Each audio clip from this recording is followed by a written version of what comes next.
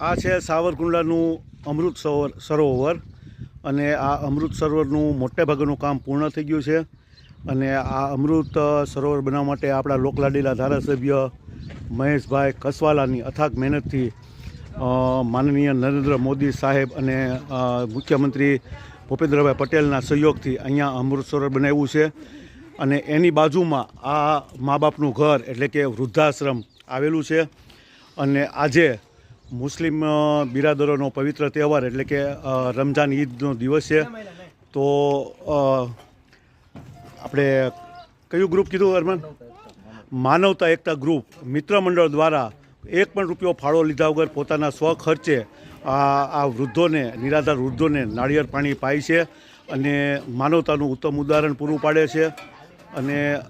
ઈદના પર્વની આ રીતે માનવતા દેખાડીને ઈદના પર્વની ઉજવણી કરે છે અને આપણા સાવરકુંડલાના યુવા પત્રકાર એટલે અરમાન ધાનાણી અને એના મિત્ર મંડળ અત્યારે અહીંયા જો આવી ગયા છે અને અંબાવા મંડો ને ભાઈ, બે જણા અંબાવા મંડો બધા વૃદ્ધોને અને પૂજ્ય મનીષા દીદી જો અત્યારે અહીંયા હાજર છે અને આ બધા નાળિયેર બધાને આપે છે. અહીંયા જ આવી જાઓ, બધા અહીંયા જ બોલાવી ગયો, અહીંયા જ આપી દે.